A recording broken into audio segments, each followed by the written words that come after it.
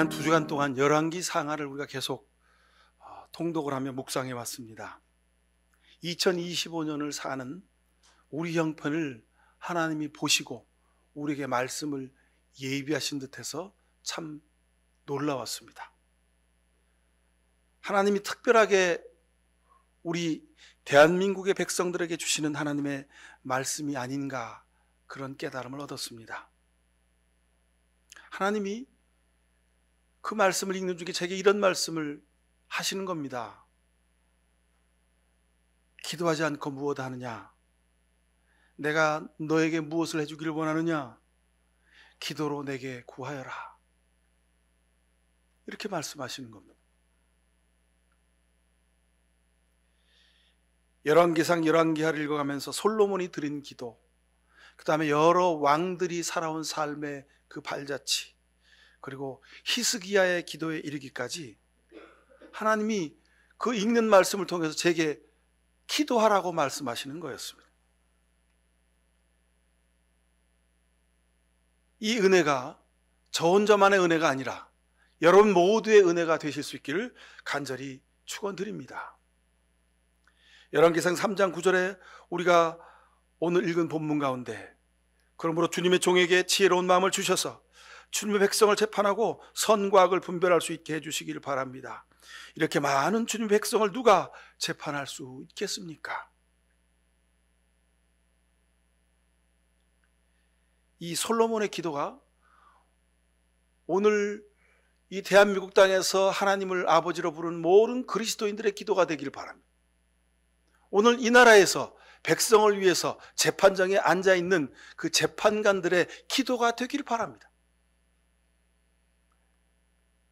솔로몬이 구했던 그 지혜는 듣는 마음입니다. 넓은 마음입니다. 경청하는 마음입니다. 경자는 공경하는 경자입니다.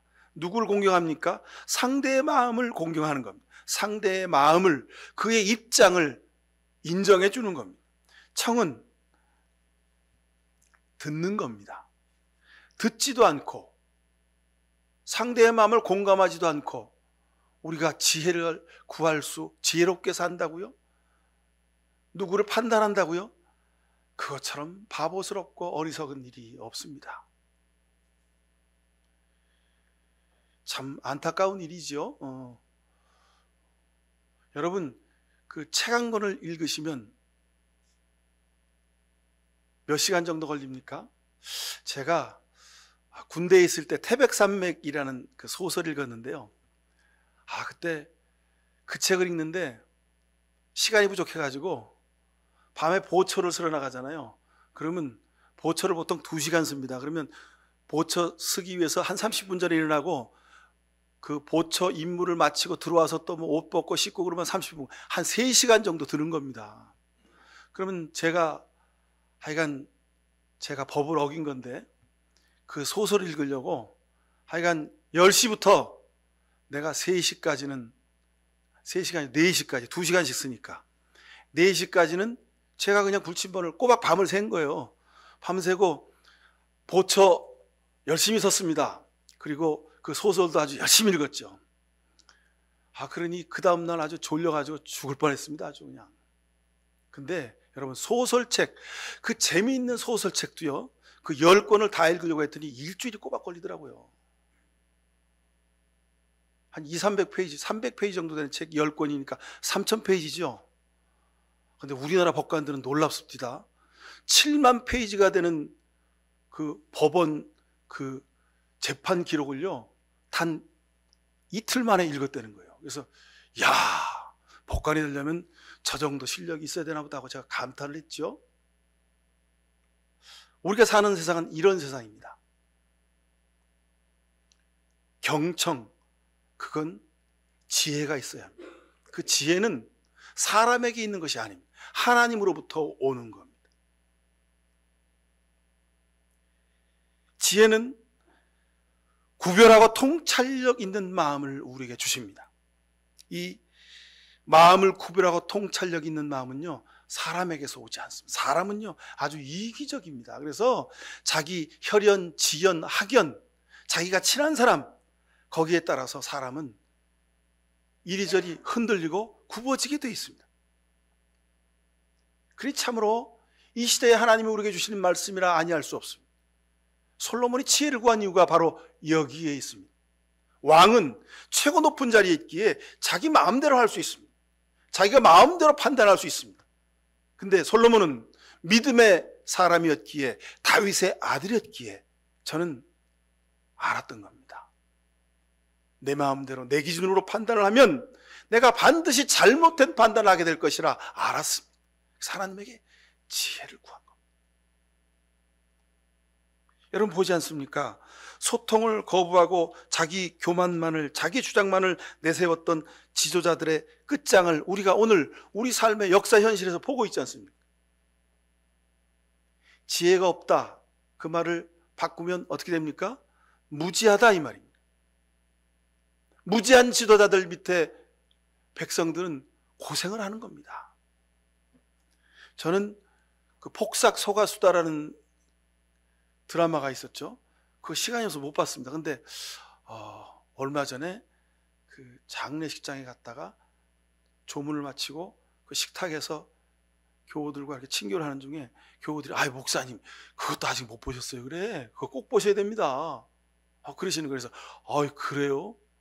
그리고 봤더니 폭삭 속았수다 이 말이 많이 속았다 그런 말인 줄 알았더니만요, 제주도 방언으로 애들 말로 개고생했다 그런 말이더라고요. 제가 무지했던 거죠. 그죠? 알아야 합니다. 그 내용이 뭔지를 봐야 합니다. 보지 않고 알지도 않고 내 마음대로 판단하는 것, 무지한 사람의 대표적인 모습입니다. 그럼 제가 지금 열심히 그걸 보고 있습니다. 그게 뭐 열몇 회 되더구만요. 열심히 보고 제가 기도하고 말씀 읽고 여러분들에게 좀 재미있게 하나님 말씀을 전하는데 좋은 기회가 되면 좋겠습니다. 보니까 여러분 거기에 나오는 양관식이라는 그 아버지가 뭐 공부도 못하고 재주도 없고 돈도 없고 뭐 그런 사람인데 그 사람이 가지고 있는 재주가 있더만요. 자기가 사랑하는 여인, 아내, 애순이의 말을 늘 틀어주는 거예요. 늘 틀어주는 거예요. 평생 동안 자기 아내, 자기 자식들의 말을 들어주는 아버지. 멋진 남자, 멋진 아버지더라고요. 우리 하나님도 그런 분이십니다. 나도 그런 사람 됐으면 좋겠습니다. 여러분도 여러분 자녀들에게 그런 아버지, 그런 엄마 되실 수 있기를 축원합니다.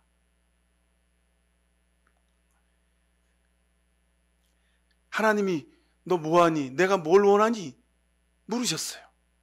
솔로몬이 하나님의 그 말씀을 들었어요. 그리고 하나님께 구했어요. 이 말이 뭐냐면 기도했다 이 말입니다. 오늘 여러분 설교 제목이 솔로몬의 기도, 우리의 기도입니다. 여러분 정말 우리가 하나님에게 뭘 원하고 기도하며 사는 걸까요? 여러분 뭐가 되고 싶으세요? 뭘 이루기 원하세요? 솔로몬은 오직 이거 하나 구했습니다. 지혜를 달라고. 내가 하나님과 소통하는 사람이 되게 해달라고. 내가 백성들의 소리를 귀담아 듣는 왕이 되게 해달라고 구한 겁니다. 참 솔로몬은 정말 지혜로운 사람, 믿음의 사람이었습니다. 여러분 실은 따지고 보면요, 솔로몬이 구한 것은요 세상의 모든 것을 구한 겁니다. 하나님을 구한 겁니다. 여러분 이 기도보다 큰 기도가 어디 있어요? 이 기도보다 위대한 기도가 없습니다. 그래서 솔로몬의 기도가 여러분의 기도 되기를 간절히 축원합니다. 하나님과 소통하는 사람, 이 사람이야말로 가장 영적인 사람 아니에요. 하나님과 소통하는 사람, 하나님의 것을 자기 것으로 쓸 수 있는 사람. 하나님과 소통하는 사람, 하나님이 알아주는 사람이에요. 하나님과 함께하는 사람이에요. 그럼 이것보다 더 좋은 게 어디 있습니까? 지금 우리가 사는 시대, 그야말로 혼돈의 시대입니다. 시대와 영을 분별하는 지혜가 있어야 합니다. 마치 엘리야 시대와 같습니다. 거짓 예언자들이 가득합니다. 제가 지난 탄핵 이후에 서울 시내에 있는 교회, 큰 교회 목사님들의 설교를 제가 다 들어봤다 그랬죠. 근데 좀 이따 볼 걸. 나중에 요 근래 보니까 유튜브에요. 어떤 기자가, 뉴스엔조이라는 그 매체의 기자가 그 설교 영상을 다 이렇게 편집해가지고 한 20분짜리 영상을 올렸더라고요. 근데 좀 이따 볼 걸. 제가 아주 그거 찾아보느라고 개교회 홈페이지 들어가서 그거 아주 보느라고 얼마나 고생했는지 시간을 홀딱 그냥 낭비했어요. 다시 한번 봤죠. 그랬더니 놀랍더만. 하여간 큰 교회 목사님들, 큰 교회 예배 시간에 드리는 대표 기도는 자기들끼리 다 짠 것 같아요. 전화해가지고 이렇게 설교하고 이렇게 기도하자. 짠 것 같아요. 엘리야 시대에 갈멜산 위에서 서 있던 850명의 거짓 예언자들의 설교와 기도를 쏙 빼닮았어요. 하나님 어쩌면 좋습니까? 하나님, 우리 한국교회가 여기 와 있습니까? 너무도 두렵고 떨렸습니다. 앞을 보지 못하는 자가, 하나님의 음성을 듣지 못하는 자들이 하나님의 복음을 선포하고 있는 현실이 우리 한국교회 현실입니다. 그래서 여러분, 솔로몬의 기도를 우리가 드려야 합니다. 하나님의 지혜를 구해야 합니다.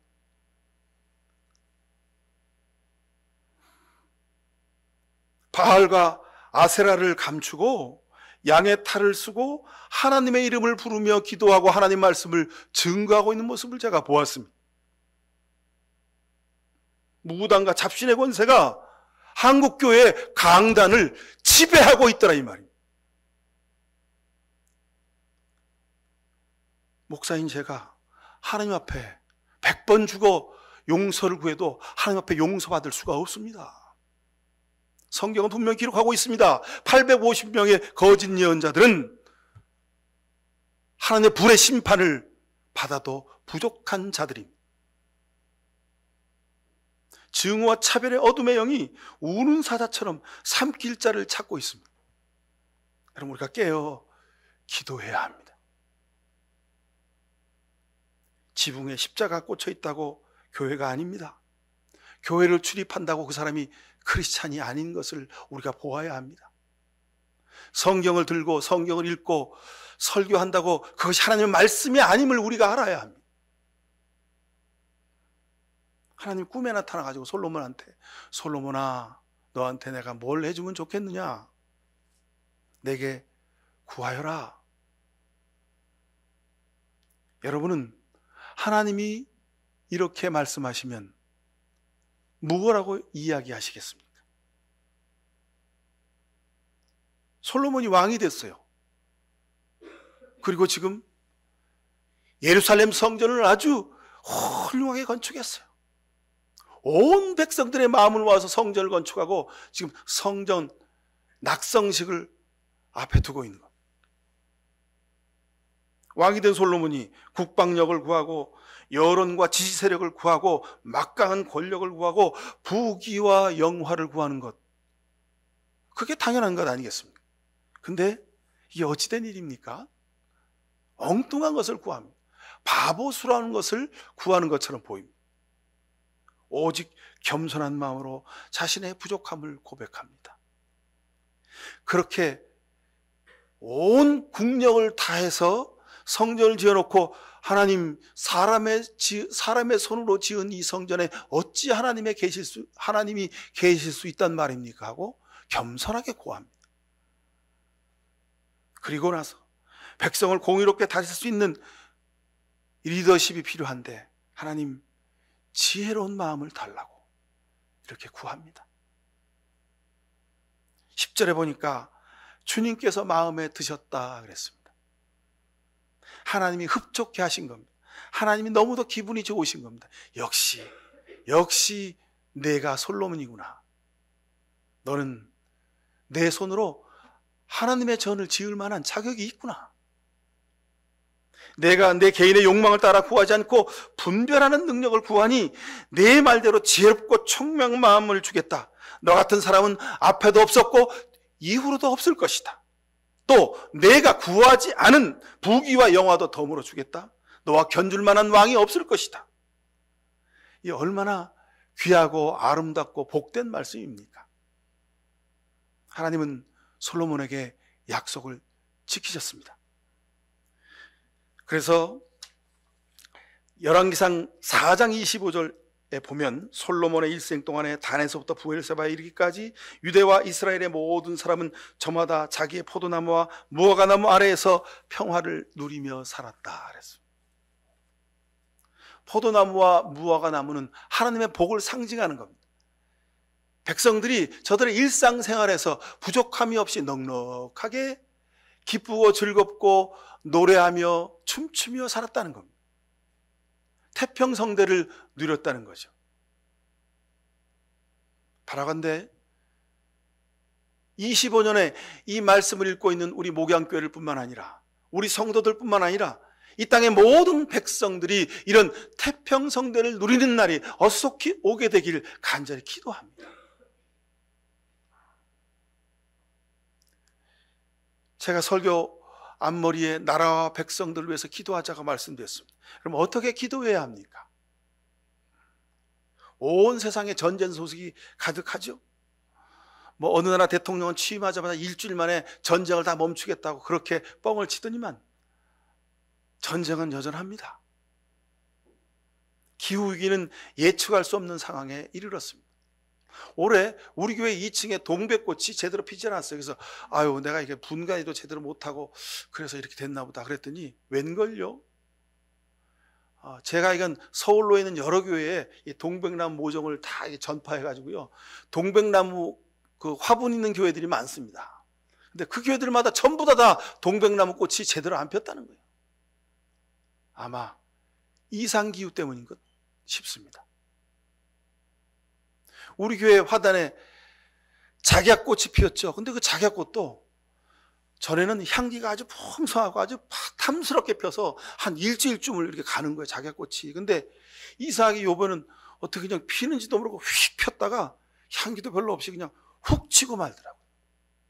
여러분, 꽃들도 몸살을 앓고 있는 겁니다. 우리는 꽃이 좀 많이 안 피고 제대로 안 피었다는 것 그럴 수 있는데, 여러분, 남극과 북극의 기온이 10도, 15도 막 그렇게 간다는 거 아니에요? 여러분, 거기 늘 여름이어도 얼음이 얼어 있어야 되는 곳입니다. 근데 거기 막 얼음이 다 녹아가지고 진흙창이 되고 난리가 아니라 차가 다닐 수가 없다는 거예요. 얼어있는 땅에다 도로를 이렇게 만들었잖아요. 그러면 그 도로 바닥이 얼어 있어서 탄탄하게 지지해 줬는데 그 얼음이 다 녹아가지고 차가 바퀴가 빠져서 다닐 수가 없다는 거예요.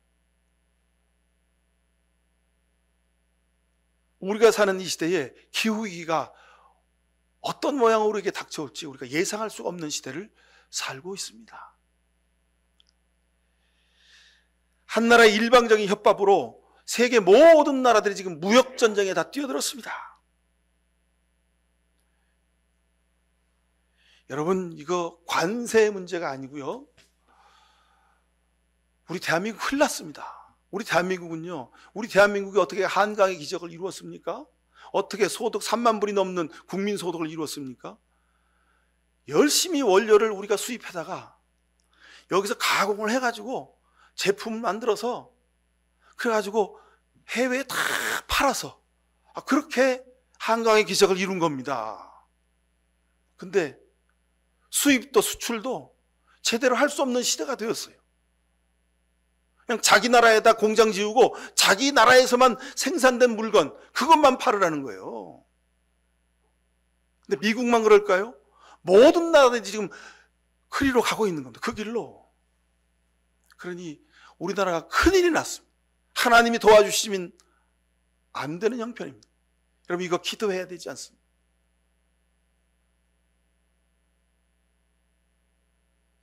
대통령 파면 이후에 새 정부가 들어서기까지 국정 지도력이 없습니다. 대통령 대행을 세워놨더니 그 대행은 대통령이 되겠다고 선거에 나간다고 그만뒀어요.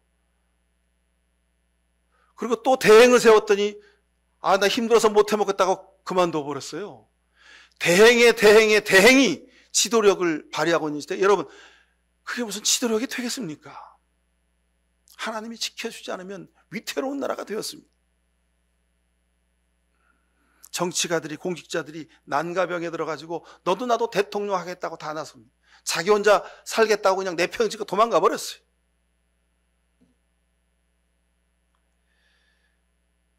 이 백성을 위로하고 지켜주시고 망가진 경제를 새롭게 건강하게 회복시킬 수 있는 리더십을 세워달라고 여러분 우리가 기도해야 합니다. 갈라진 국민의 마음을 어루만지고 민족의 통합력을 든든하게 다시 세워낼 수 있도록 기도해야 합니다. 여러분, 다른 겁니다. 의견이 다른 거예요. 원수나 적이 아니잖아요. 같은 나라에서 부모와 자식이 서로 다르다고 싸우고 있어요. 남편과 아내가 다르다고 싸우고 있어요. 70 이상 먹은 노인들과 70 이하 세대들이 정치적 견해가 다르다고 싸우고 있어요. 저 노인애들 빨리 죽어야지. 그러고 있어요, 젊은 사람들이. 저 젊은 것들이 뭘 안다고 나라를 그냥 다 팔아먹고 있다고 그러고 싸우고 있어요. 그럼 어떡합니까?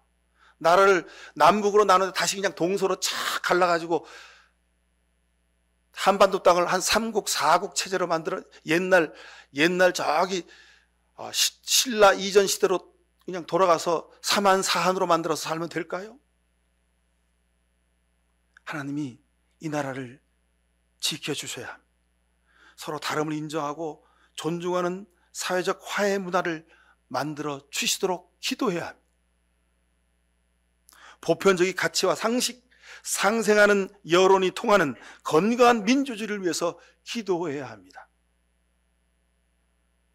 특별히 정치 지도자들이 신실하고 겸손한 공복이 되도록 제도적인 견제장치를 만들어 갈 수 있도록 우리가 기도해야 합니다. 열왕기상 15장 11절에 보니까 이런 왕이 있습니다. 아사는 그의 조상 다윗과 같이 주님께서 보시기에 악을 행하였다. 주님께서 보시기에 악을 행하였다. 여러분, 세상 사는데 삶의 기준이 다양합니다. 육체적 기준과 영적 기준이 있고 개인적인 기준과 공동체적인 사회적인 기준이 있습니다. 근데 우리가 사는 이 시대는 육체적이고 개인적인 삶의 기준으로 사는 것이 유능한 삶이라고, 좋은 삶이라고 세상이 그렇게 우리를 부추기고 있습니다. 경제적인 가치가 최고의 기준이라고 부추깁니다. 혈연, 지연, 학연을 따라서 합니다.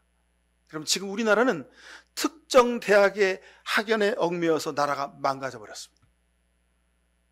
이것이 전부 다 어디서 비롯한 겁니까? 다 자기 관점의 기준이기 때문에 그렇습니다.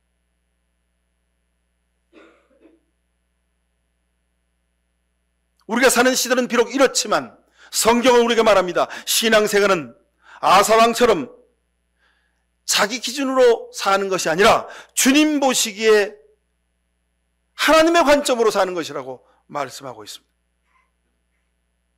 말씀과 기도하는 일, 예배드리는 일, 섬기는 일, 이것은 전부 다 자기 관점을 버리는 과정입니다. 근데 놀랍게도 한국의 교회와 한국의 그리스도인들은 말씀을 읽고 기도하고 예배드리고 섬김을 통해서 자기 관점을 강화시켜 왔습니다. 이것 아니면 안 된다는 거예요. 여러분, 예수 믿는 사람들이 왜 거꾸로 가고 있습니까? 하나님의 관점으로, 십자가의 관점으로 살아야 되는데 어디 이상한 관점을 가져다가 상대를 증오하고 죽이는데 예배를 이용하고 설교를 이용하고 그러고 있습니다.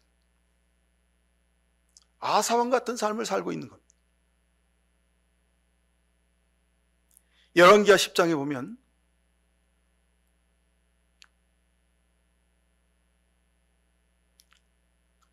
이렇게 하여 예후는 바알 종교를 이스라엘로부터 쓸어내렸다. 그러나 예후는 베들갓 안에 세운 금송아지를 섬겨 이스라엘로 하여금 죄를 짓게 한 느바세 아들 여로보암의 죄로부터 완전히 돌아서지는 못했다 그랬습니다.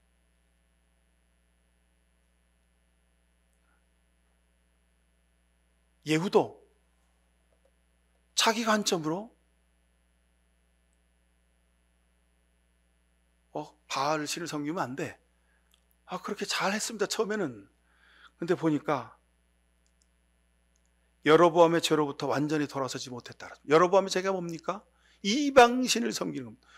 바알과 아세라 신을 섬기지 마라. 그래 놓고 자기는 뒤돌아서서 세상의 기준으로 살았다는 겁니다.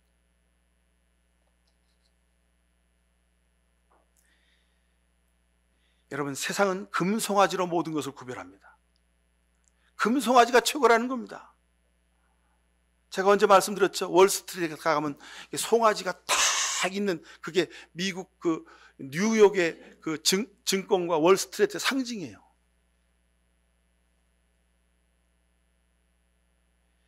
물질과 지식의 금송아지를 우리가 조심해야 합니다.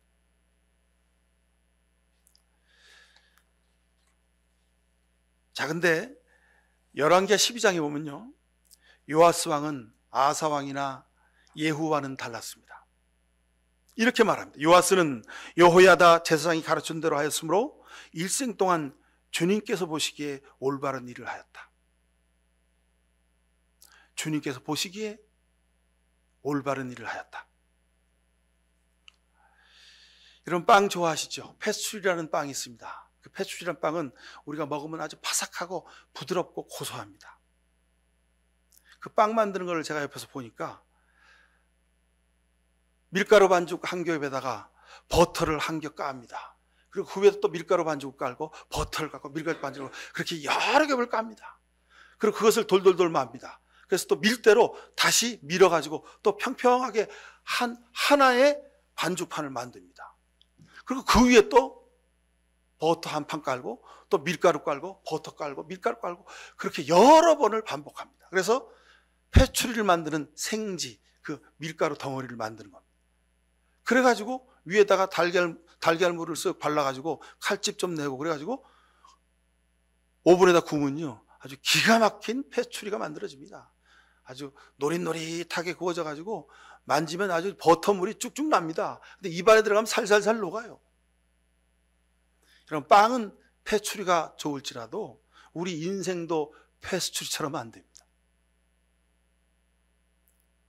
세상 사람들은요 우리에게 요구합니다. 뭐 교회 댕겨도 이럴 땐 이렇게 살아야지. 그리고 여러 겹을 요구합니다.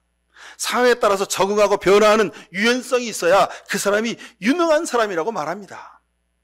근데 성경은 창세기 39장 21절에 하나님은 이런 분입니다. 하나님은 변화없고 한결같으신 분이라고 했습니다. 여러분, 이 말이 무슨 얘기입니까?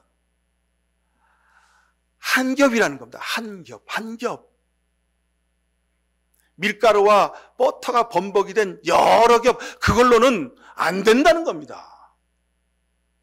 그래서 여러분, 유월절 지킬 때 이스라엘 백성들이 서가지고 유월절 기념할 때 찬밥과 뭘 먹습니까? 딱딱한 빵.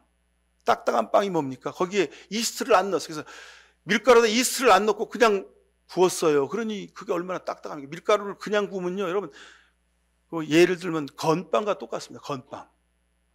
딱딱해서 여러분 아무 맛도 없습니다. 6월절에 그 딱딱한 빵을 먹었습니다. 이게 무슨 얘기입니까? 여러 겹을 가지면 안 된다는 거예요. 예수 믿는 사람들은 오직 하나님을 사랑하는 그 한 겹의 마음으로 살아야 한다는 거예요. 일생 동안 한 겹으로 사시길 축원합니다. 직장에서 사는 삶의 겹이 따로 있고 집에서 사는 삶의 겹이 있고 예배 시간에 교회 와서 사는 겹이 또 따로 있어요. 그래가지고 그 필요할 때 그것만 쏙 빼가지고 사는 거예요. 아닙니다, 여러분. 예배 드릴 때 우리의 삶의 모습과 집안에서 사는 삶의 모습과 일터에서 세상에 사는 삶의 모습이 똑같아야 합니다. 한 겹이어야 한다는 겁니다. 여러분, 빵은 패츄리를 많이 드셔도 좋습니다. 그런데 그것도 또 많이 드시면 지방이 많아서 별로 좋지는 않을 겁니다만 여러분, 빵은 부드러운 빵, 고소한 빵을 드셔도 좋습니다. 근데 우리 인생은 한 겹이 되어야 한다는 겁니다. 열왕기하 20장 5절에 히스기야의 기도를 말씀드리고 제가 말씀을 마치려고 합니다. 하나님이 히스기야의 눈물의 기도를 들으시면서 이렇게 말씀하셨습니다. 내가 기도하는 소리를 내가 들었고 내가 흘리는 눈물도 내가 보았다. 내가 너를 고쳐주겠다 하셨습니다. 하나님께 구할 때 여러분 히스기야처럼 구하실 수 있길 바랍니다. 삶의 문제 앞에 하나님, 제가 여러 겹으로 살아왔습니다. 하나님, 제가 지혜가 없습니다. 그럴 때 여러분 히스기야처럼 기도하실 수 있길 바랍니다. 육신의 한계 앞에 섰습니다. 하나님, 이제 내가 곧 죽을 수밖에 없습니다. 하나님, 내가 아무것도 할 수 없는 무능한 존재가 되었습니다. 하나님, 어찌하면 좋습니까? 히스기야가 눈물로 주님 앞에 구합니다. 우리가 사는 이 시대, 여러분 자녀와 식구와 교회와 백성들을 위해서, 이 나라 민족을 위해서 눈물로 히스기야의 기도를 드릴 수 있길 바랍니다. 애통하는 기도는 반드시 열매를 맺습니다. 육신의 질병으로 고통 중에 있습니까? 세상 일에 지쳐서 주저앉고 싶습니까? 내 힘으로만 도저히 되지 않아 앞으로도 뒤로도 좌우로도 갈 수 없는 그런 형편 가운데 있습니까? 그러니까 기도해야 합니다. 내가 듣고 내가 보았다. 하나님이 여러분에게 말씀하고 있습니다. 내가 내 기도를 듣고 내 기도를 내가 보고 있다 말씀하십니다. 여러분, 하나님의 이 약속의 말씀이 여러분 가슴에 꽂히시거든요. 여러분, 지금부터 기도를 시작하십시오. 하나님, 내 손 잡아주십시오. 하나님, 내 등을 쓰다듬어 주십시오. 하나님, 내 육신 속에 내가 감당할 수 없는 모든 질병과 병원들과 잘못된 들을 주님 다 불살라 주십시오라고 구하실 수 있기를 바랍니다. 하나님, 이 문제를 내가 도저히 감당할 수 없습니다. 하나님, 어찌하면 내 속에 이렇게 불이 활활활 타오르고 내 속에 미움과 증오가 폭포수처럼 쏟아지고 있습니까? 하나님, 어찌해야 합니까?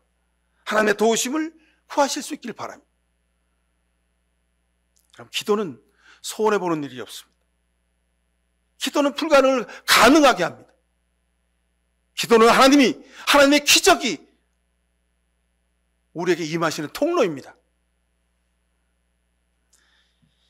기도해본 사람만 압니다. 히스기야에게만 치유의 기적이 일어나는 것이 아닙니다. 목양교회 여러분, 우리 교회에 일어난 치유의 기적을 제가 다 말씀드립니까? 여러 번에 걸쳐 하나님이 우리 교회 성도들에게 치유의 기적을 일으켜 주셨습니다. 오늘 이 시간 이후에도 여러분 육신 가운데, 여러분 삶의 문제 가운데, 이 나라의 민족의 역사 가운데 치유의 역사를, 기적을 보여주실 줄로 믿습니다. 솔로몬이 지혜를 구했다, 이 말은 하나님의 도우심을 구했다는 말입니다. 여러분, 하나님의 도우심을 구하며 하나님과 동행하고 하나님의 기적의 목격자들이 되실 수 있기를 간절히 축원합니다. 기도하십시다. 할렐루야. 거룩하신 하나님, 우리의 입술을 열어 기도하게 하심을 감사합니다. 우리의 기도로 우리의 가정과 자식과 교회와 이 나라의 민족의 역사가 변화되게 하옵소서. 우리의 육신의 아픔이, 질병이 치유되게 하옵소서. 우리 삶에 막혔던 모든 문제들이 아버지 시냇물 흐르듯이 다 흘러 해결되게 하여 주옵소서. 예수 그리스도 이름으로 기도하옵나이다. 아멘. 솔로몬처럼 하나님의 말씀을 경청하며 지혜를 구합니다. 히스기야처럼 애통하며 하나님의 손길을 치유하심을 구합니다. 주님, 솔로몬과 히스기야의 기도를 드리기를 결단하며 세상으로 나아가는 모든 주의 백성들 머리 위에 하나님 아버지의 귀하신 응답의 역사와 예수 그리스도의 못 박힌 손의 치유의 은혜와 우리로 하여금 애통하며 기도하게 하시는 성령의 복노릇씀이 살한 저들의 가정과 일터와 이 나라 민족의 역사 위에, 질병 가운데 고통하는 육신들 위에 지금부터 영원히 함께해 주시옵기만을 간절히 축원하옵나이다. 아멘.